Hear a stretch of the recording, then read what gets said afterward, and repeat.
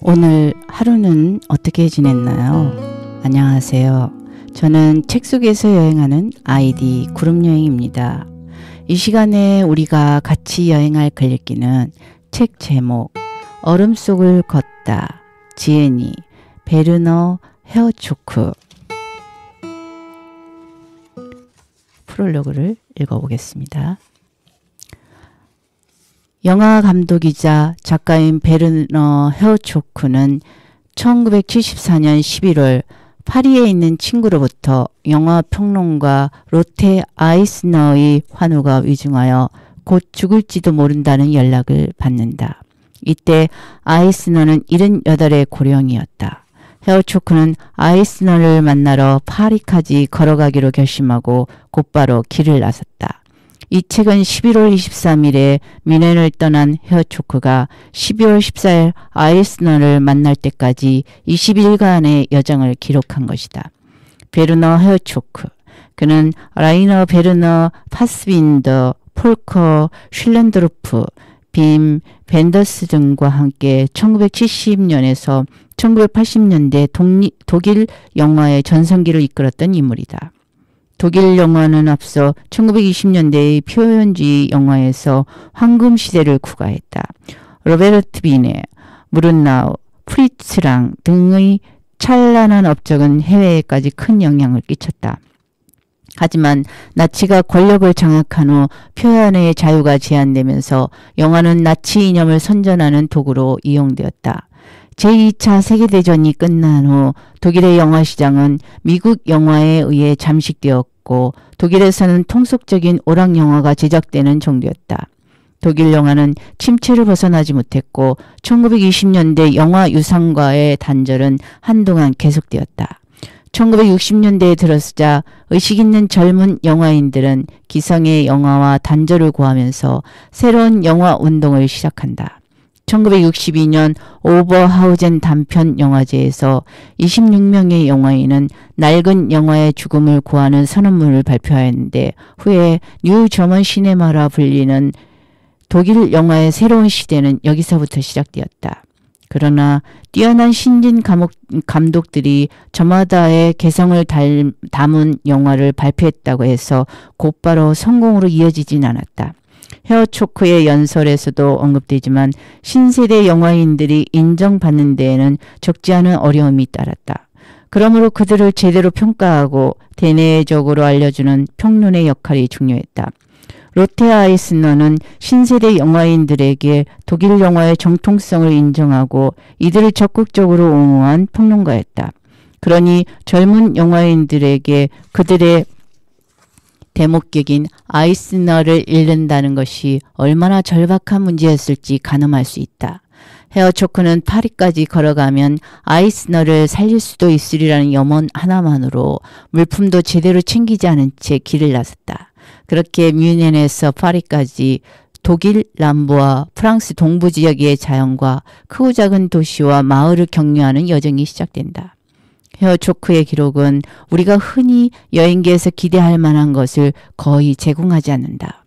얼어붙은 땅을 걷는 여행자에게 보이는 것은 황량한 자연 풍경, 수확이 끝난 빈 들판, 눈 덮인 험준한 산악, 스산한 외딴 마을들이다.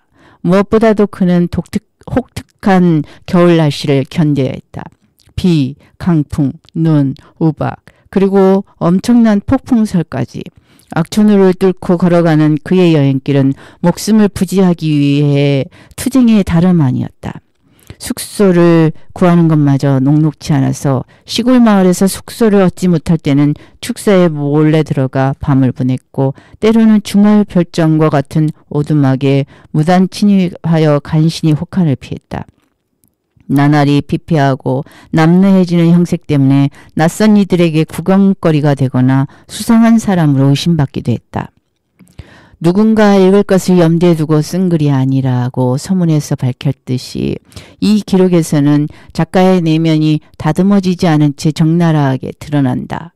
더럽고 초취한 자기 모습에 스스로 수치와 자괴감을 느낀다거나 지쳐갔다가 문득 하늘을 날아가는 비행기를 쳐다보면서 저것을 탔더라면 벌써 파리에 도착했을 거라는 생각도 한다. 너무 힘들 때는 어쩌면 자신의 행위가 무의미한 것일지 모른다고 의심도 한다. 하지만 그럴 때면 차라리 무의미함을 남김없이 실천하는 것이 낫다며 마음을 다잡는다. 한편 얼음 속을 걸어가며 경험하는 세상은 나그네의 상상력을 무제한으로 펼쳐지게 한다. 전신주 위에서 작업하는 설비기사의 등 뒤로 느닷없이 절벽과 동굴이 나타나고 우주를 향해 레이더를 방출하는 관측소가 보이기도 한다. 또 어느 교회 마당에서 바람에 날려 떨어지는 나뭇잎을 보며 느닷없이 어린 시절 겪었던 전쟁의 폭격을 떠올린다. 몸을 날려버릴 것 같은 엄청난 강풍을 맞을 때 그는 스키 선수가 되어 자유롭게 날아가는 자신의 모습을 상상한다. 불이 붙은 채 어둠을 달리는 열차라든가 우주가 함몰되는 세계 몰락의 초현실적 이미지도 곳곳에서 불쑥불쑥 등장한다. 가족, 동료, 지인들과의 관련된 기억, 자신의 창작과 관련된 장면들도 파편처럼 솟아오른다. 사실과 환상 사이를 자유롭게 오가는 문체는 이 여행기의 독특한 매력이다. 어쩌면 그러한 상상과 이야기들은 오롯이 홀로 감당해야 했던 고난의 여행길을 동반한 헤어초크 자신의 내면이었을 것이다. 그런 상상과 함께 잠시 현실을 벗어나는 도피의 순간조차 없었다면 어떻게 그 무시무시한 여정을 견뎌낼 수 있었을까? 이 책을 번역하면서 구소련의 거장 안드레이 타르코프스키의 1986년작 영화 희생을 떠올린다. 아주 오래전에 본 영화지만 첫 장면은 기억에 남아있다. 은퇴한 배우 알렉산더가 생일을 맞아 바닷가에서 나무를 심으면서 어린 아들에게 전설을 들려주는 장면이다. 어느 승려가 산에 죽은 나무를 심고 매일 의식을 치르듯 나무에 물을 주었다. 그렇게 3년이 지났을 때 어느 날 놀랍게도 죽은 나무에 꽃이 만발하는 기적이 일어났다. 알렉산더는 또 이렇게 덧붙인다. 아마도 누군가 매일 똑같은 시각에 똑같은 행동을 정성 들여 행한다면 세상은 변하게 될 것이라고. 헤어초크가 그렇게 위험한 여정을 시작한 것은 간절히 기적을 바라는 마음, 그것이었다. 그의 정성이 하늘에 닿았을까? 아이스너는 다행히 위기를 넘기고 8년 정도를 더 살았다. 빠른 속도가 미덕이 되고 모든 것이 이해타산에 의해 돌아가는 오늘날 헤어초크의 도보 여행은 무모하고 어리석어 보이기도 한다. 하지만 그가 품었던 간절한 소망만큼은 우리를 감동시킨다. 앞뒤 돌아보지 않고 모든 것을 쏟을 수 있는 소망과 열정을 가져본 적이 언제였던가. 소망 하나 가슴에 품고 헤어초크는 한 마리 들소처럼 메머드처럼 뚜벅뚜벅 얼음의 땅을 걸어갔다. 그의 뜨거운 발걸음을 천천히 따르다 보면 우리도 각박한 현실 속에서 한 줄기 위로와 용기를 얻을 수 있을지 모르겠다.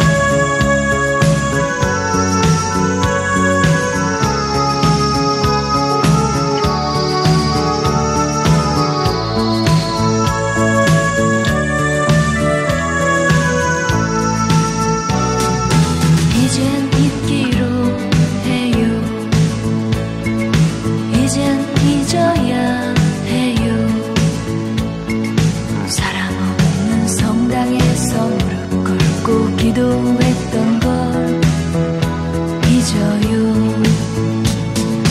이젠 잊기로 해요. 이젠 잊어야 해요. 그대 생일 그대에게 선물했던 모든 의미를 잊어요. 사람 없는 성당에서 무릎 꿇고 기도했던 걸 잊어요. 그대 생일 그대에게 선물했던 모든 의미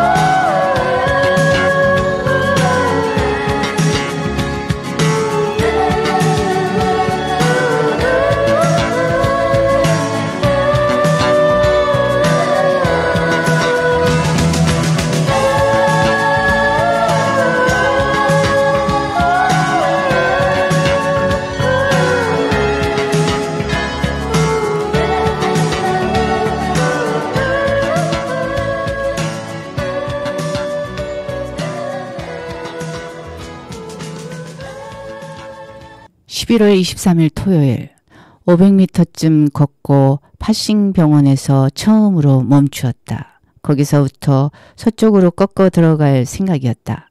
나침반으로 파리 방향을 헤아렸다. 이제 어느 쪽으로 가야 할지 알겠다. 헤르베르트 아우턴부시는 예전에 달리는 버스에서 뛰어내리고도 멀쩡했었다. 그 이후 똑같이 다시 한번 뛰어내렸는데 이번에는 다리가 부러졌다. 지금 그는 5번 병동에 누워있다. 내가 그에게 말했다. 레이강에는 다리가 많지 않아서 건너는데 문제가 있겠는걸? 마을 사람들이 나룻배로 내가 강을 건너게 도와줄 수 있을까? 헤르베르트는 내 앞에 엄지 손톱만한 작은 카드들을 두 줄로 각 줄마다 5장씩 늘어놓았다. 하지만 어떻게 해석할지는 알지 못했다. 풀이가 적힌 종이를 찾지 못했기 때문이다. 처음에는 악마 카드가, 두 번째 열에서 거꾸로 매달린 남자가 그려진 카드가 나왔다. 봄날 같은 햇살. 이것은 예기치 못한 선물이다. 뮌헨을 어떻게 빠져나갈 수 있을까? 사람들은 왜 저리 분주한 것일까? 캠핑 차량인가? 사고로 인해 처분된 자동차인가? 저것은 자동 세차 기계? 곰곰이 생각해보니 한 가지는 분명히 알겠다. 세상은 잘 어울려 돌아간다는 사실. 모든 것을 지배하는 생각은 단 하나. 여기를 뜨는 것이다. 사람들은 나를 불안하게 만든다. 아이스너는 죽어서는 안 된다. 죽지 않을 것이다. 허락하지 않겠다. 그녀는 죽지 않는다. 죽지 않을 것이다. 지금은 아니다. 그래서는 안 된다. 아니, 그녀는 죽지 않았지. 죽지 않을 테다. 나의 발걸음은 확고하다. 이제 땅이 떨고 있다. 내가 걸을 때면 한 마리 들소가 걷는 것이다. 내가 쉴 때면 하나의 산이 쉬는 것이다. 슬프다. 그녀는 죽으면 안 된다. 죽지 않을 것이다. 내가 파리에 도착했을 때 그녀는 살아있을 것이다. 다른 일은 일어나지 않을 것이다. 그래서는 안 되기 때문이다. 그녀는 죽어서는 안 된다. 나중이라면 모르겠다. 아무튼 우리가 허락할 때까지는. 비에 젖은 들판에서 한 남자가 한 여자를 붙들고 있다. 바닥에 누운 풀은 더럽다. 오른쪽 장단지에 문제가 생긴 것 같다. 오른쪽 발등 역시 앞부분이 편치 않다. 걷고 있으면 정말 많은 생각이 머릿속을 스쳐가고 화가 치민다. 조금 전 작은 사고가 날 뻔했다. 지도는 내가 무척 좋아하는 물건이다. 축구 경기가 시작되려는지 사람들이 잘 다듬어진 축구장에 중앙선을 긋고 있다. 아우빙 전철역에 나부끼는 바이에른 팀의 깃발. 떠나가는 기차가 회오리를 남기자 메마른 종이 조각들이 날렸다. 기차는 떠났고 종이 조각들은 한참을 공중에서 빙빙 돌았다. 나는 여전히 내 어린 아들의 작은 손을 내 손에서 느끼고 있다. 기묘하게도 엄지손가락의 손목 관절까지 휘어질 수 있는 특이하고 작은 손. 빙빙 휘도는 종이 조각을 바라보며 심장이 찢어지는 것 같다. 시간은 느릿느릿 2시를 향하고 있다. 게르메링의 어느 식당. 오늘은 마을 아이들이 첫 영상체를 받는 날이다. 관악 합주단이 연주를 하고 종업원이 케이크를 나른다. 단골들이 모인 테이블에서 그녀를 자주 불러 지치게 한다. 로마 시대에 건설된 도로들, 오래전 켈트족이 일구어 놓은 사각형의 터전들, 상상력은 강력하게 작동한다. 토요일 오후, 아이들과 엄마들, 놀이를 하는 아이들은 실제로 어떤 모습일까? 영화에서처럼 보이지는 않는다. 쌍안경이 필요할 것 같다. 이 모든 풍경이 매우 새롭다. 삶의 새로운 장면이다. 조금 전에는 다리 위에 서 있었는데 발 아래는 아우크스부르크 방향 고속도로가 있었다. 차를 타고 갈 때 이따금 고속도로 다리 위에 서 있는 사람들을 보곤 했는데 이제는 내가 그들 중 한 사람이다. 2잔째 맥주를 마시고 나니 노고람이 무릎까지 흘러내려간다. 한 청년이 실에 맨 마분지판을 양쪽 테이블 사이에 당기고 실의 양끝을 스카치 테이프로 고정시켜 길을 막는다. 단골 손님들은 종업원에게 돌아서 가라고 소리치고 종업원은 당신들 대체 뭐 하는 거냐고 말한다. 그리고 다시 시끌벅적하게 음악이 시작된다. 단골 손님들은 그 청년이 종업원의 치마 밑으로 손을 뻗는 것을 보고 싶어 한다. 하지만 청년은 감히 그러지 못한다.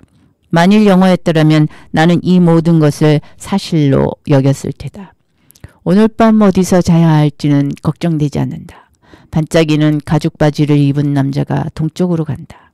종업원은 푸딩을 받친 쟁반을 허벅지 높이로 든 채 남쪽을 향해 카타리나라고 소리친다. 그것이 나의 눈길을 끌었다. 그러자 단골 손님 테이블에서 누군가 응답하며 발렌테라고 소리친다. 손님들은 즐거워한다. 농부인 줄 알았던 옆자리의 남자는 갑자기 녹색 앞치마를 허리에 두르며 식당 주인이라는 정체를 드러냈다. 나는 천천히 술에 취했다. 내 가까이에 있는 테이블이 나를 점점 불안하게 만든다. 커피잔이며 접시며 케이크가 차려져 있었는데 아무도 자리에 앉지 않았기 때문이다. 어째서 저기엔 아무도 앉지 않는 걸까? 브레친 위에 뿌려진 굵은 소금은 뭐라 표현할 수 없을 정도로 큰 감동을 주었다. 이제 식당의 모든 사람들이 갑자기 한 방향을 바라본다. 딱히 뭐가 있는 것도 아니다. 몇 킬로미터 걷지도 않았지만 나는 벌써 제정신이 아니다. 발바닥이 그걸 깨닫게 해준다. 혀가 화끈거리지 않는 사람은 발바닥이 화끈거리는 법이다. 식당 앞에서 보았던 수척한 남자가 생각난다. 휠체어에 앉아 있었지만 몸이 마비된 환자는 아니었다. 그는 크레틴 병을 앓고 있었다. 어떤 여인이 휠체어를 밀어주었던 것도 이제 생각난다. 숫소의 멍에에는 등불이 걸려있다. 샌버너디노 뒤쪽 눈밭에서 사슴과 부딪힐 뻔한 적이 있다. 거기에 짐승이 있을 거라고. 그렇게 큰 짐승이 튀어나올 거라고 누가 예측했겠는가. 산골짜기를 볼 때면 송어들이 머릿속에 떠오른다. 나는 이렇게 말하고 싶다. 군대는 전진하고 군대는 지쳤고 군대는 하루 일과를 끝냈다. 라고. 녹색 앞치마를 두른 식당 주인은 허리를 구부려 메뉴판 위로 얼굴을 바짝 가져간 것을 보니 시력을 거의 잃은 듯하다. 그 정도로 시력이 나쁜 사람이 농부일 리가 없다. 식당 주인이 맞을 테다. 이제 식당 안에는 불이 켜지고 밖에는 낮의 햇빛이 기울고 있다. 바람막이 재킷을 입은 아이가 2명의 어른들 사이에 끼어서 믿을 수 없이 슬픈 표정으로 콜라를 마시고 있다. 악단의 연주가 끝나자 박수가 터진다. 조용해진 가운데 주인이 말한다. 끝이 좋으면 다 좋은 거야. 밖은 춥고 처음으로 본 소들이 내 마음을 흔든다. 콘크리트 담장 안에는 김이 피어오르는 거름 더미가 쌓여 있었는데 그 주위를 두 소녀가 롤러스케이트를 타고 달린다. 털이 아주 새까만 고양이 한 마리가 보인다. 이탈리아인 두 명이 자전거 한 대를 함께 밀고 간다. 들판에서 밀려오는 강력한 내음. 까마귀들은 동쪽으로 날아가고 새들이 지나간 뒤 태양은 아주 낮아졌다. 무겁게 젖은 경작지, 숲, 걸어가는 많은 사람들. 세퍼드의 입에서 김이 피어난다. 알린까지 5km. 처음으로 자동차에 대해 두려움을 느꼈다. 밭에서 사람들이 잡지를 불태우고 있다. 종탑에서 울리는 종소리 같은 소음. 안개가 낮게 내려앉아서 사방이 부였다. 나는 밭들 사이에 멈춰 선다. 젊은 농부들이 소형 오토바이를 타고 털털거리며 지나간다. 오른쪽 멀리 지평선에는 차들이 많다. 축구 경기가 아직 진행 중이기 때문이다. 까마귀 소리가 들리는데 마음에 어떤 거부감이 솟구친다. 그래, 위를 쳐다보지 말자. 새들은 날아가야 한다. 눈길을 주지 마라. 종이에서 시선을 떼면 안 된다. 안 돼, 안 돼. 까마귀들은 그렇게 날아가는 것. 나는 이제 그쪽을 바라보지 않는다. 비를 푹 머금은 장갑 한 짝이 밭에 떨어져 있고 트랙터가 지나가 파인 자국에는 차가운 빗물이 고여 있다. 오토바이를 탄 10대 소년들은 동시에 죽음을 향해 달려가고 있다. 밭에는 수확하지 않은 당근이 있을 거라고 생각했지만 맙소사, 맹세코 남아있는 당근을 단 하나도 찾을 수 없었다. 거대한 트랙터가 나를 향해 위협적으로 다가온다. 트랙터는 나를 치고 깔아뭉개려는 것 같다. 하지만 나는 끄떡도 하지 않는다. 옆에 있던 하얀 스티로폼 포장 박스 조각들이 나를 받쳐주었다. 쟁기질이 끝난 밭을 지나 먼 곳으로부터 대화하는 소리가 들려온다. 숲은 시커멓고 움직임이 없다. 맑은 달이 내 몸의 왼쪽 절반을 비추며 떠 있다. 그쪽이 남쪽이다. 여기저기 경비행기들이 날아다닌다. 그들은 음흉한 사람이 오기 전에 저녁 시간을 충분히 활용하고 있다. 10걸음만 더 가면 흉악한 일은 결코 일어나지 않을 것이다. 내가 서 있는 곳에 검정색과 오렌지색 표지의 말뚝이 뽑혀 있다. 그 끝을 보니 말뚝은 북동쪽을 가리킨다. 숲 근처에 고요한 사람들의 모습과 개들이 보인다. 내가 가로지르러 가는 이 지역에는 광견병이 퍼져 있다. 만일 내가 저 하늘에 소리 없이 떠있는 비행기를 타고 있다면 1시간 반 만에 파리에 도착했을 것이다. 저기 나무를 베는 이는 누구일까? 이건 시계탑 종소리인가? 그래, 이제 또 계속 걸어가자. 우리들이 얼마나 우리가 타는 자동차와 한 몸이 되는지는 표정에서 알 수 있다. 군대는 지친 왼쪽 다리와 함께 썩은 나뭇잎 속에서 휴식한다. 갑자기 야생자두가 생각난다. 내 말인즉 야생자두라는 단어가 떠올랐다는 뜻이다. 물론 자두는 보이지 않고 튜브가 없는 자전거 바퀴 테 하나가 떨어져 있을 뿐이다. 빨간 하트 모양이 테를 따라서 그려져 있다. 이 커브길에 새겨진 바퀴 자국을 보고 나는 여러 자동차들이 길을 잘못 들었음을 알 수 있다. 숲속 여관을 지나쳐간다. 막사처럼 거대하다. 거기엔 개 한 마리 그리고 괴물같이 생긴 송아지가 있다. 일순간 송아지가 나를 공격할 줄 알았지만 다행히 문이 획 열리고 송아지는 열린 문으로 잠잠히 사라진다. 자갈더미가 보이고 나는 그것을 밟으며 걷는다. 그전에는 흙을 운반하는 사람들도 볼 수 있었다. 짧은 스커트 차림을 한 10대 소녀들이 다른 10대 소년들이 모으는 오토바이에 올라탈 준비를 하고 있다. 어느 가족을 지나쳐갈 때 딸아이의 이름이 에스터라는 걸 알았다. 열매를 거두지 않은 겨울의 옥수수밭은 창백하고 소란스럽다. 하지만 바람은 없다. 이것은 죽음이라는 이름의 밭이다. 하얀 수대종이 한 장을 발견했다. 온통 습기를 머금은 채 바닥에 떨어져 있었다. 축축한 밭에 뒤집혀 있던 그 종이의 앞면에서 뭔가를 읽을 수 있지 않을까 하여 호기심 가득히 그것을 집어들었다. 그래, 무엇이든 한 글자 정도 적혀 있을지 모른다. 그것이 빈 종이임을 알았지만 실망하지는 않았다. 데텔바우어는 마을 전체가 굳게 잠겨 있었다. 길가에는 빈병이 담긴 맥주 상자가 수거할 사람을 기다리고 있다. 늑대 같은 세퍼드에 그렇게 겁먹지 않았더라면 나는 밤을 보내기 위해 계집이라도 만족했을 것이다.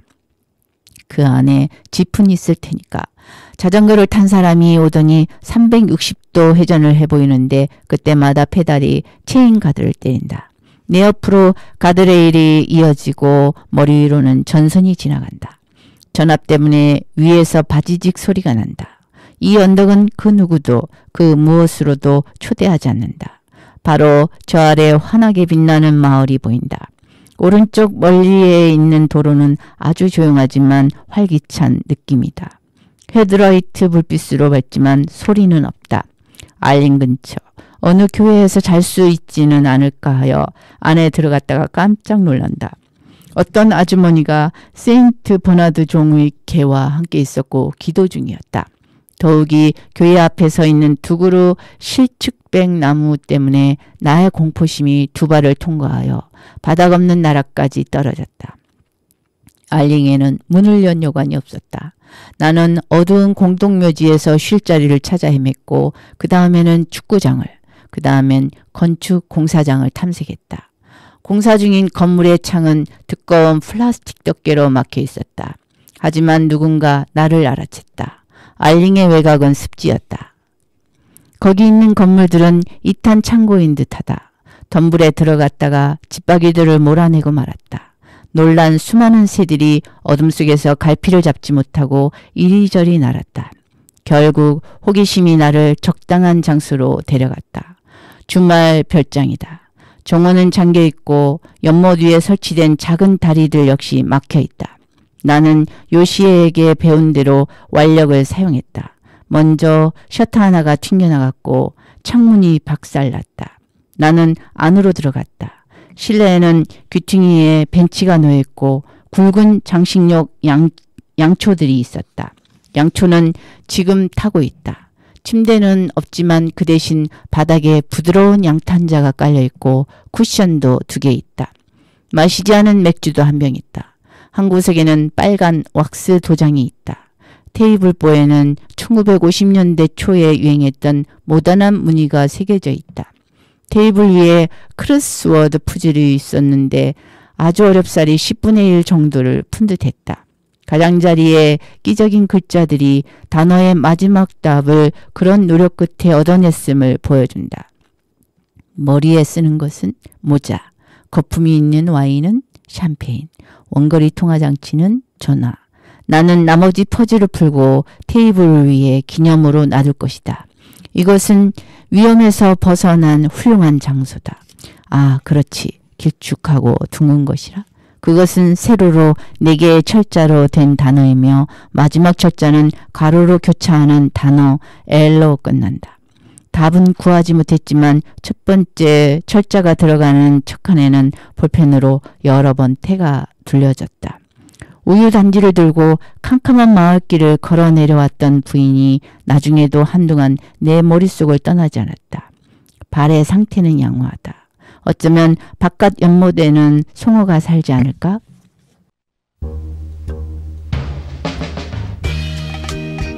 Yeah, I fell in love again, man.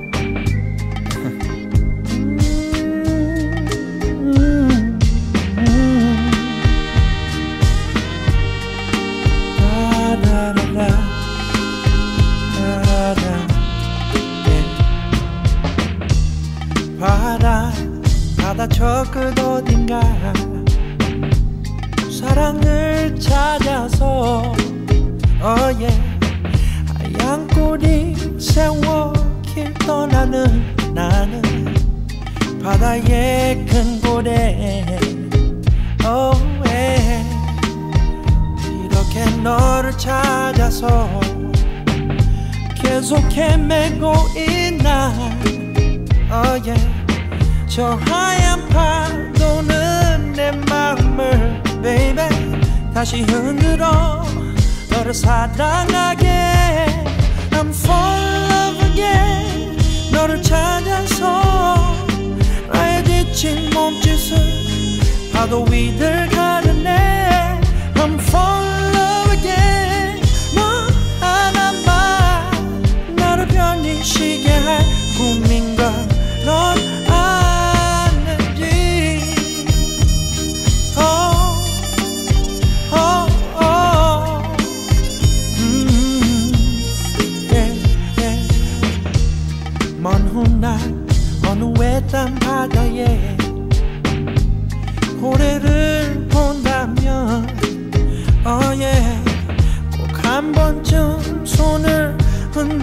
알려줘 baby 혹시 너라는 날일지도 모르니 I'm fall in love again 너는 바다야 나는 그 안에 있는 작은 거대한 바위 I'm fall in love again 왜 이렇게 돌고 돌아야 하나 내 맘을 왜 몰라 한 잔 두 잔 술에 잊혀질 줄 알아서 운명이란 없다고 말했었던 나인데 다시 만난 너를 보며 사랑에 빠져 이제 꿈을 찾아 떠나 바다를 향해 너를 찾아서 나의 지친 몸짓은 Tell me why 가르네 I'm fall in love again 너 하나만 나를 편히쉬게 할 꿈인 걸 넌 아는지 Fall in love again 너를 찾아서 나의 지친 몸짓은 파도 위를 가르네 I'm fall in love again 너 하나만 나를 편히쉬게 할 꿈인 걸 넌 아는지 Yeah Why Say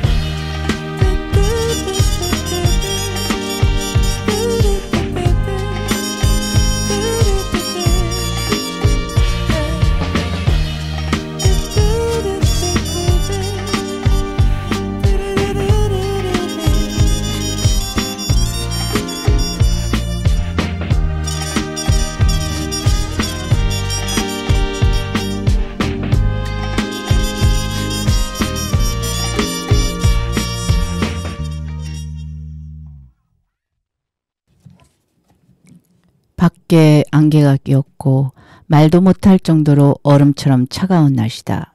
연못에는 살얼음이 떠있다. 잠에서 깬 새들의 소리, 얼음 연못 위 판자다리를 건너는 나의 발걸음 소리가 공허하게 울린다. 오두막에 걸려있던 수건으로 얼굴을 닦았다. 땀 냄새가 코를 찔렀다. 온종일 냄새가 나를 따라다닐 것이다. 내가 신은 장화의 근본적인 문제는 너무 새 것이라서 발을 옥죄는다는 점이다. 스펀지 같은 걸 대보기도 했고 동물처럼 아주 조심스럽게 걸어보기도 했다. 생각하는 것마저 동물을 닮게 되는 듯하다. 오두막 안에는 문 옆에는 원앙이 걸려있다. 작은 종 3개가 묶여있고 중간에는 추와 잡아당기는 술 장식이 달려있다. 종일 먹은 것이라곤 땅콩 2봉지. 아마도 오늘 안으로 레이강에 닿을 것 같다. 안개 속에 수많은 까마귀들이 나와 동행한다. 일요일인데 한 농부가 트랙터에 퇴비를 싣고 지나간다. 안개 속 까마귀 울음소리. 트랙터는 아주 깊이 바퀴 자국을 남기고 갔다. 어느 농가 마당 한가운데 축축하고 더러운 사탕무 더미가 평평하게 거대한 산처럼 쌓여있다. 여기는 앙건호프. 길을 잘못 들었다. 안개에 쌓인 마을들에서 일요일을 알리는 종소리가 동시에 울려온다. 이제 교회에서 예배가 시작되려나 보다. 여전히 보이는 건 까마귀뿐. 시간은 오전 9시. 안개 속에서 신기한 언덕이 나타난다.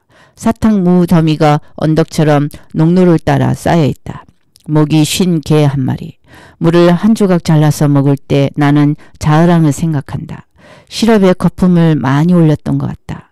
무의 맛이 그때 일을 생각나게 한다. 홀츠하우전에 닿았다. 도로가 나온다. 첫 번째 농가 옆에는 사람들이 수확한 곡물을 비닐로 덮고 낡은 타이어로 눌러 놓았다. 이곳은 수많은 폐기물을 걸어서 벗어나야 한다. 쉔가이징 근처에서 잠시 쉬었다. 안포강을 따라 식물이 엉켜있는 지역이다. 숲 주변에 풀밭이 펼쳐지고 숲을 따라 곳곳에 사냥용 감시대가 서 있다. 그중 하나에 올라가 앉으니 쉔가이징을 볼 수 있다. 안개는 옅어지고 어치들이 날아온다. 간밤에 나는 오두막에 있던 낡은 고무장화 속에 소변을 보았다. 사냥꾼 일행 중 한 사람이 그 위에서 뭘 찾고 있느냐고 나에게 물었다.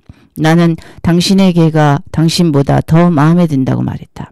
빈덴로트, 늙은 여관 주인, 식당이다. 안포강을 따라 늘어선 주말 별장의 오두막들은 텅 비어 스산한 모습이다. 연기에 쌓인 채 중년 남자가 서 있다. 그는 관상용 전나무에 달린 박새 집에 무의를 채우던 중이었다. 연기는 굴뚝에서 나온 것이다. 나는 그에게 인사하고 그의 집 화덕이 위에 따뜻한 커피가 있는지 물어볼까 망설였다. 마을 입구에서 나이든 부인을 보았다. 작은 키에 다리가 굽었으며 표정에는 광기가 서려 있었다. 그녀는 일요일판 빌트지를 배달하기 위해서 자전거를 밀고 갔다. 그리고 마치 적에게 접근하듯 집집마다 살금살금 다가왔다. 식당 안에서 한 아이가 플라스틱 빨대 뭉치로 미카도 게임을 하려고 한다. 종업원은 이제 막 식사 중이었다. 그녀는 음식물을 씹으면서 다가온다. 내가 앉은 구석에는 마구가 걸려있고 붉은 가로등이 조명으로 설치되었으며 그 위쪽에 스피커 박스가 있다. 거기서 내가 좋아하는 티롤 지방의 민속악과 요돌성이 들려온다. 가로엎은 밭에서 차가운 증기가 계속 피어오른다. 아프리카인 두 사람이 내 앞에서 걷고 있었다. 그들은 전형적인 아프리카식 손짓을 하며 대화에 빠져 있었다. 그들은 내가 뒤에 있다는 사실을 끝까지 알지 못했다. 가장 황량해 보인 것은 여기 숲속에 있는 핫건 웨스턴시티 공원의 말뚝 울타리였다. 모든 것이 쓸쓸하고 춥고 허전했다. 다시는 사용되지 않은 철로 여행은 길어질 것이다. 탁 트인 들판을 가로지르는 몇 킬로미터의 국도를 어여쁜 마을 소녀가 따라서 걸었다. 한 소녀는 미니스커트를 입고 작은 백을 들고 있었다. 그들은 나보다 조금 느리게 걸었다. 그래서 몇 킬로미터쯤 가서는 가까이 다가갈 수 있었다. 그들은 멀리에서 나를 발견하고 몸을 돌리더니 속도를 냈다. 그러다가 다시 천천히 걸었다. 마을에 거의 다다랐을 때에야 그들은 비로소 안도했다. 내가 자신들을 앞질렀을 때는 허탈한 기색이었다. 마을 근처에 농가가 있었다. 멀찍이 엎드려 기어가는 노부인이 보였다. 그녀는 몸을 일으키려 했지만 되지는 않는 듯했다. 팔굽혀 펴기를 하듯 몸을 움직였기에 처음엔 나도 운동을 하나 보다 생각했다. 하지만 그녀는 몸이 너무 뻣뻣해서 일어날 수 없었던 거다. 그렇게 팔다리로 기어서 그녀는 집 모퉁이 쪽으로 나아갔다.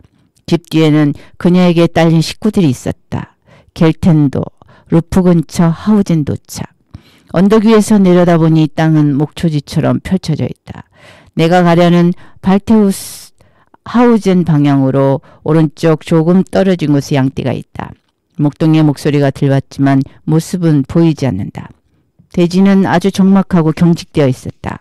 아주 멀리 한 남자가 들판을 지나갔다. 필리프는 모래밭에 쓴 단어들을 나에게 보여주었다. 바다, 구름, 해, 그리고 자기가 만들어낸 단어였다. 그는 나무에게도 단 하나의 단어도 말한 적이 없었다. 페스테나커 마을에서는 사람들의 모습이 비현실적으로 보인다. 그리고 이제 오늘 밤은 어디에서 자야 할까? 11월 25일 월요일. 보이어바흐 근처 건초간에서의 하룻밤. 헛간 아래쪽은 소의 축사로 이용되고 있어서 바닥이 끈적거렸고 깊이 짓밟혀 있었다. 위에서 머물기는 괜찮았다. 빛이 없을 뿐이다. 밤은 길었지만 충분히 따뜻했다. 밖에 나오니 두꺼운 구름이 몰려가고 폭풍이 몰아치며 온 세상이 잿빛이었다. 날이 제법 밝아졌음에도 트랙터들은 전조등을 켜고 있었다. 100걸음 정도 가니 길가에 작은 벤치와 십자가 하나가 서 있다. 등 뒤로 멋진 일출이 펼쳐진다. 구름의 작은 틈이 갈라지고 태양이 대격전의 날처럼 핏빛으로 떠올랐다. 잎이 다 떨어진 메마른 포플러 나무들. 날아가는 까마귀 한 마리. 까마귀는 날개가 4분의 1 정도 잘려 있었다. 그리고 비. 내 주위에 황량하고 아름다운 풀밭이 거센 바람에 흔들거린다. 벤치 바로 앞 경작지에는 트랙터가 지나가는 흔적이 있다. 마을은 죽은 듯 고요하다. 작업은 모두 끝난 것처럼 보였고 마을은 더 이상 깨어나려 하지 않는 것 같다. 양 발꿈치에 특히 오른쪽에 물집이 잡히는 것 같아서 신발을 신을 때는 엄청나게 조심해야 한다. 슈바브 뮌헨까지 더 가야 할 것 같다. 포장도로라서 걷기에 좋고 비용 때문이기도 하다. 구름이 나를 향해 몰려온다. 세상에. 비가 내리면 밭의 흙이 얼마나 더 무거워질지. 뒤쪽 농가에서 칠면조들이 경고라도 하듯 소리를 지른다. 클로스텔리 펠트 앞이다. 레이강은 다리가 없어도 건너는데 아무런 문제가 없어 보인다. 이 지역을 보니 캐나다가 떠오른다. 병영 막사, 골진판으로 지은 건축물 안에 군인들, 제2차 세계대전 때 만들어진 벙커, 꿩 한 마리가 1m 정도 앞에서 날아갔다. 커다란 양철통에서 불이 타오르고 있다. 인적 없는 버스 정류소, 아이들이 거기에 색색 분필로 그림을 그려놓았다. 골진 플라스틱판으로 세운 벽의 한쪽이 바람에 펄럭거린다. 벽에는 내일 전기가 공급되지 않는다는 공지문이 붙어있다. 하지만 반경 100m 이내에 전기시설 같은 것은 찾을 수가 없다. 비가 내린다. 자동차들은 계속 라이트를 켠 채 달린다.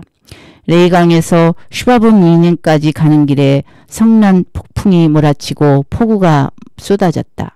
아무것도 인지할 수가 없었다. 그러고 나서는 정육점에서 하염없이 선 채로 살인에 대해 생각했다. 식당에서 종업원은 한눈에 모든 것을 파악했고 그게 오히려 나에겐 잘된 일이라서 기분이 좋아졌다. 밖에는 순찰차와 경찰이 와 있다. 조금 후에 나는 그들 주변을 빙 둘러서 갈 것이다. 은행에서 고액권을 환전할 때에는 여직원이 아무 때라도 경보벨을 울리게 될 것임을 확실히 느꼈다. 그래, 그러면 곧 바로 사라져 주겠어. 아침 내내 우유가 미칠 듯이 마시고 싶었다. 이제부터 나에겐 들여다볼 지도도 없다. 가장 급박하게 필요한 것은 회중전등 그리고 반창고. 창밖을 내다보니 건너편 지붕 위에 비에 젖은 까마귀 한 마리가 고개를 움츠리고 앉아 있었다. 미동도 없었다. 꽤 시간이 지난 후에도 까마귀가 거기 그대로 꼼짝 않고 외로이 떨면서 앉아 있었다. 마치 까마귀 자신의 존재를 사색하듯 고요하게.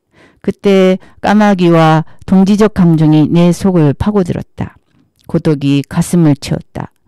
우박과 폭풍, 처음 돌풍이 몰아칠 때는 정강이가 끊어지는 줄 알았다. 시커먼 게 숲을 덮으며 몰려오는 걸 보자마자 조짐이 좋지 않았다. 이제 우박은 눈으로 바뀌어 간다. 축축한 길바닥에 내 모습이 비쳐 보인다. 1시간 전부터 약간의 욕지기가 나서 입안에 가득했다. 우유를 너무 급하게 마신 탓이다. 이곳의 소들도 예기치 않게 뜀박질하게 되었다. 나는 거칠게 부식 처리한 목재로 지붕을 덮은 버스 정류소로 피신했다. 하지만 왼편은 개방되어 있어서 내가 서 있는 맨 뒷구석까지 눈보라가 들이쳤다.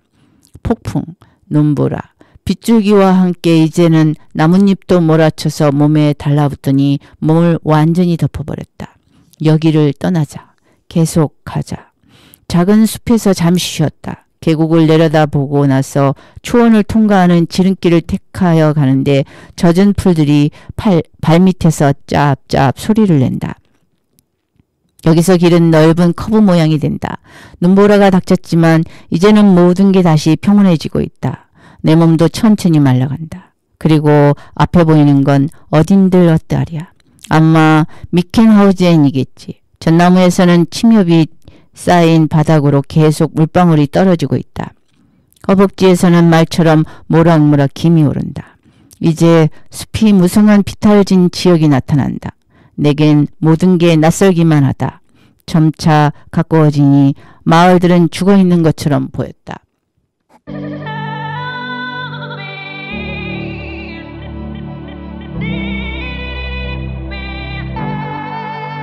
Hold my hand, everything will be okay. I heard from the heavens that clouds have been gray. Pull me close, wrap me in your aching arms. I see that you're hurting. Why'd you take so long to tell me you need me? I see that you're bleeding. You don't need to show me again. But if you decide to, I'll ride in this life with you. I won't let go till the end.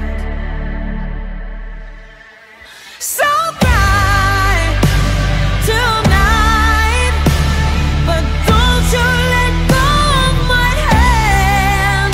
You can cry every last tear. I won't leave till I understand. Promise me, just hold my hand. Raise your head, look into my wishful eyes.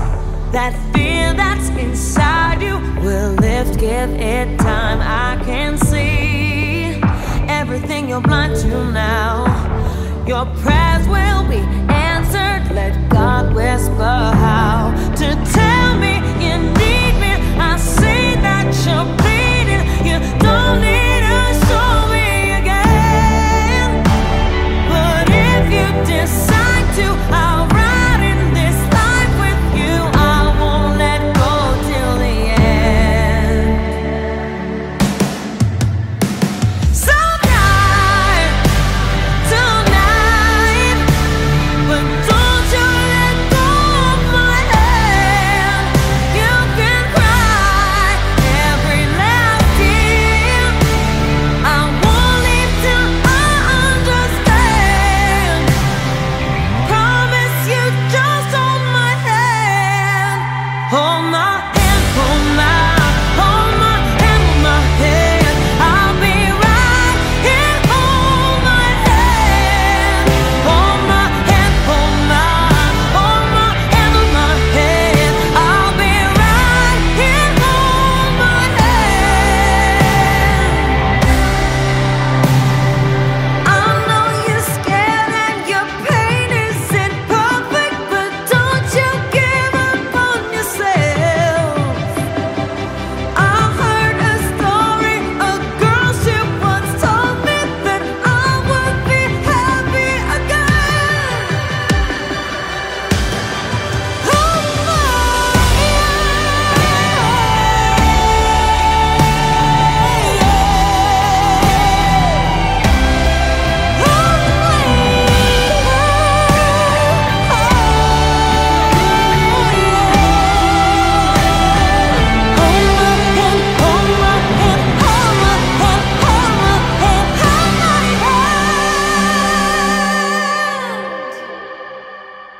I heard from the heavens. 미켄하우젠에 얼마 못 미쳐서 다시 서쪽으로 약간 방향을 틀었다.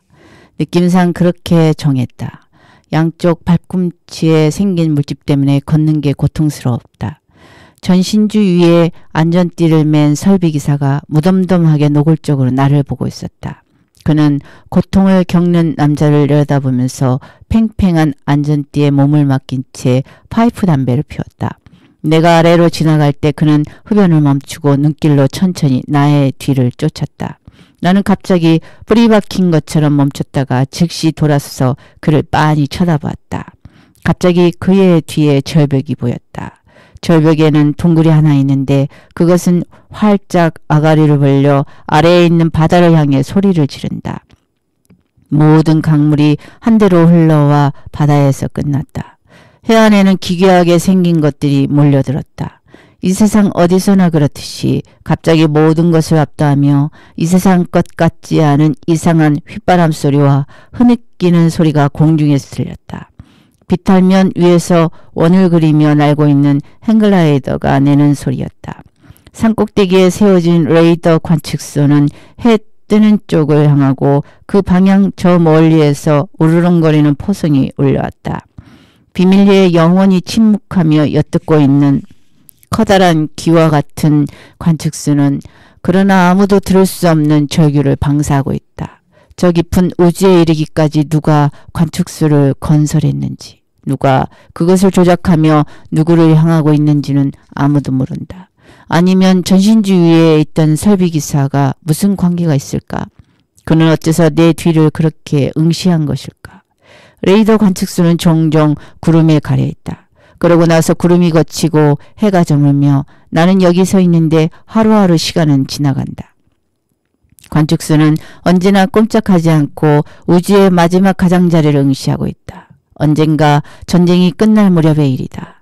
비행기 한 대가 자흐랑 산악림 위로 금속제 장비를 떨어뜨렸다. 나무 우듬지에 걸린 그 장비는 깃발이 달려있어 알아볼 수 있었다. 어린아이였던 우리는 깃발이 나무에서 나무로 이동하고 그 비밀스러운 장비가 앞으로 움직일 거라고 확신했다. 밤이 되자 몇몇 남자들이 출발했다. 새벽에 돌아왔을 때 그들은 자신들이 무엇을 발견했는지 알려주려 하지 않았다.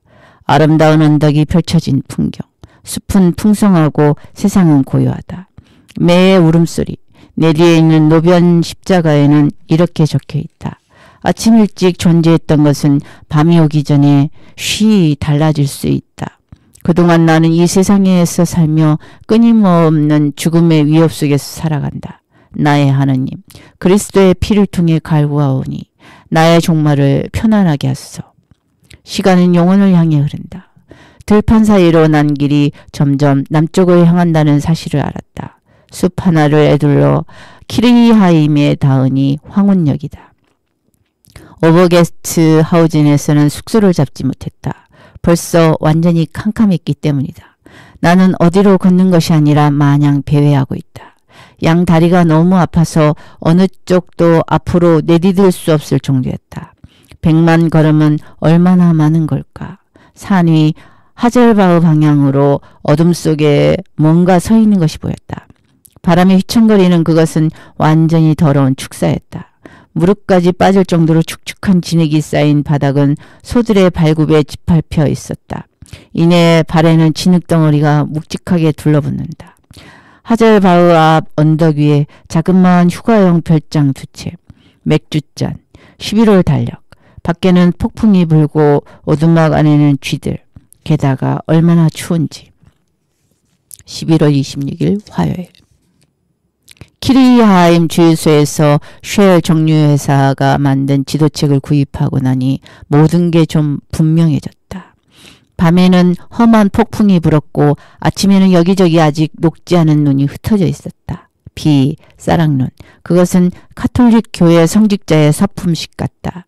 오두막을 가까이에서 살펴보니 시골 분위기를 내기 위해 벽마다 도리깨와 건초용 쇠수랑을 걸어두었다. 기념 표지가 새겨진 여행용 지팡이도 있고 쇠수랑은 십자가 위에 걸렸다. 그리고 이달의 누드 모델이 찍혀있는 9월 달력 한 장. 창문 위쪽 벽에는 이 집이 머물렀을 사람들이 찍은 폴라로이드 사진이 여러 장 붙어있는데 그걸 보니 체프와 쉔켈 같은 사람들이 또렷이 생각났다. 주유소 직원이 어찌나 비현실적인 시선으로 나를 쳐다보는지 내가 아직 사람의 몰골인지 거울로 확인하기 위해 서둘러 화장실로 갔다. 맙소사. 폭풍이 날리듯 주유소를 빙 돌아 잽싸게 사라져야겠다. 날개를 얻을 때까지. 밤이 되면 다음번 오두막으로 쳐들어가서 왕으로 군림할 것이다. 그곳은 나의 성이 되겠지. 주방에 있던 알람 시계가 작동하여 요란하게 최후의 심판을 알려준다. 밖에는 숲을 후벼 파듯 폭풍이 몰아친다. 오늘 아침 밤은 익사한 채 차가운 회색 파도에 실려 다가왔다. 길가에 떨어진 담뱃갑들이 무척이나 마음을 사로잡는다. 특히 구겨지지 않은 채 약간 부풀어 오른 모양 때문에 시체가 연상된다. 모서리는 날카롭지 않고 셀로판지 안쪽에는 김이 서려 있는데 추위에 작은 물방울이 응결된 것이다. 로테 아이스너. 그녀는 잘 있을까? 살아 있을까?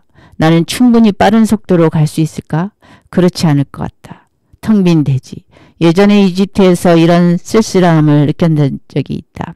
정말로 내가 도착하면 어떤 일이 있었는지 이 여정이 어땠는지 아무도 알지 못할 것이다. 서글프게 내리는 비를 맞으며 트럭들이 달려간다. 키르이베르크, 하스베르크, 로펜하우젠. 이 지역에 대해서는 할 말이 없다.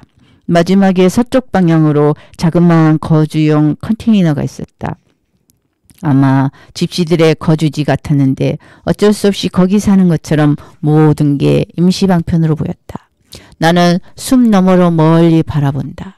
전나무들이 서로를 향해 흔들거리고 까마귀들은 거센 바람에 맞서 날지만 거의 나아가지 못한다. 키 큰 이삭들 위에는 마을이 형성된 것 같다. 이삭마다 집을 하나씩 이고 있다. 집들은 긴 줄기 위에서 장엄하게 차례차례 흔들리고 온 지역이 물결치며 흔들거린다. 전나무 위에는 매가 바람에 맞서 한 점으로 버티고 있다가 수직으로 높이 오르더니 이내 진로를 바꿔버린다. 노루 한 마리가 도로 위로 튀어 올랐다가 왁스칠한 바닥같이 매끄러운 아스팔트 위에서 미끄러진다. 날은 엄청 춥고 눈이 내렸었는지 평평한 풀밭 사이에 아직 남아있다. 가지 하나가 나무를 뚫고 자라는 걸 보니 당황스러웠다. 죽은 듯 고요한 마을로부터 개 짖는 소리가 들려왔다. 노변 십자가 앞에 누구라도 기도하는 모습을 보았더라면 좋았을 텐데. 하루 종일 저공 비행기들이 머리 위로 날아다녔는데 한 번은 너무 가까이 다가오는 바람에 조종사의 얼굴을 본 것 같았다. 캐터사우젠. 여기까지 오는데 얼마나 힘들었는지 속까지 완전히 기진맥진했다. 아무런 생각도 들지 않는다. 어느 여관에는 늙은 은퇴자 맥주 가열기에 맥주를 데우면서 가죽 소파에 앉아있지 않았을까? 붉은 얼굴의 여관 주인은 뇌졸중 발작을 일으켰던 것은 아닐까? 이곳 사투리를 나는 거의 알아듣지 못하겠다. 마체노펜, 온터로트, 엘라티센, 그리고 페링엔. 11월 27일 수요일. 페링엔. 여관에서 숙박.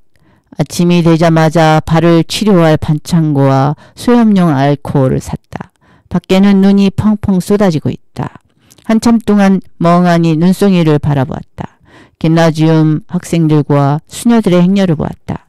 그들은 서로의 어깨와 엉덩이에 팔을 걸치고 아주 느긋하게 걸었는데 그게 무슨 상관이냐. 요즘 수녀들은 현대적으로 생각하는 것을 과시라도 하는 듯 했다. 유쾌하고 느긋하게 꾸민 듯한 그들의 모습은 끔찍해 보였다. 가식적인 행동에 불과했다. 수녀 한 명은 등이 깊이 파인 옷을 입고 있었는데 양쪽 견갑골 사이에 새겨진 독수리 문신을 드러냈다. 그때 나는 뮌헨의 아멜리안 슈트라세에서 볼프강을 본 적이 있다. 뒷모습을 보고 곧바로 그 힘을 알아보았다. 그는 생각에 깊이 몰입하다가 연설하듯 격렬한 몸짓으로 자신의 생각을 읊조렸다. 그리고 폐쇄된 집으로부터 나에게로 다가오는 혼잡한 눈송이 속에서 사라져버렸다.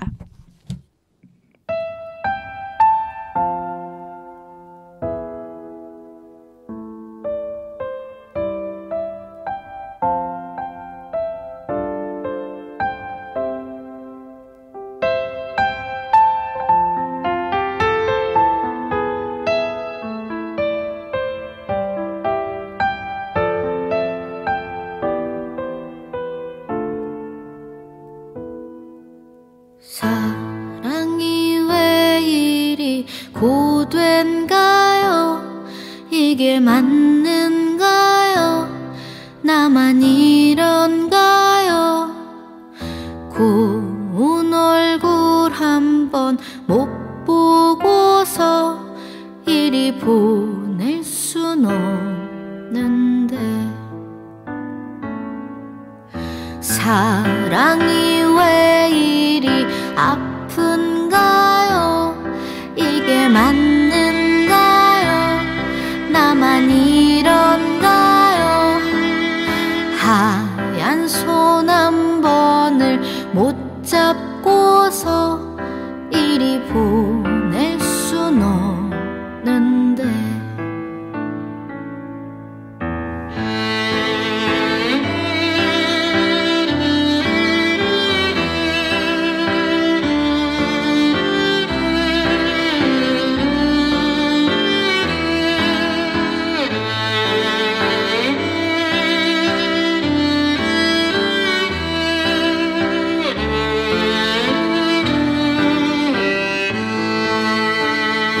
다시 돌아올 수 없는 그 험한 길 위에 어찌하다 오르셨소. 내가 가야만 했었던 그 험한 길 위에 그대가 왜 오르셨소. 기다리던 봄이 오고 있는데 이리 나를 떠나오. 긴긴 겨울이 모두 지났는데 왜 나를 떠나가오.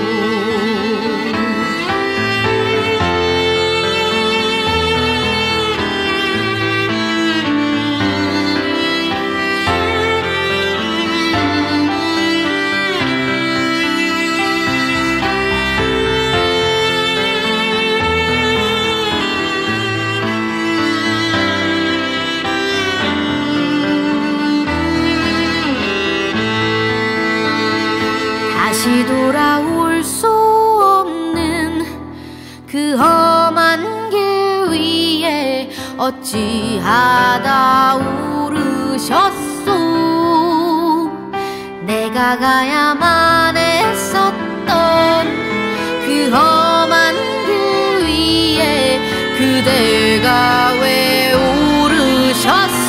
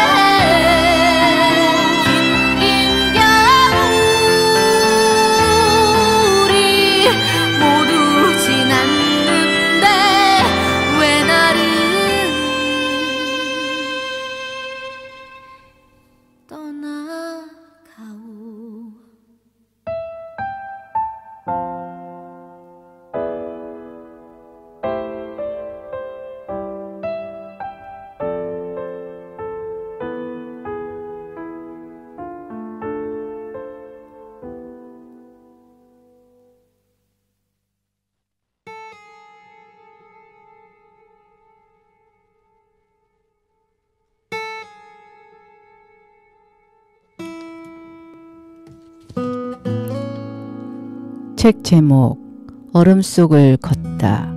지은이 베르너 헤어초크. 오늘 글읽기 여행은 어땠나요? 다른 날의 또 다른 구름 여행을 기대하며 이제 몽글몽글 뭉게구름에서 내려오겠습니다. 저는 북캐릭터 구름 여행이었습니다.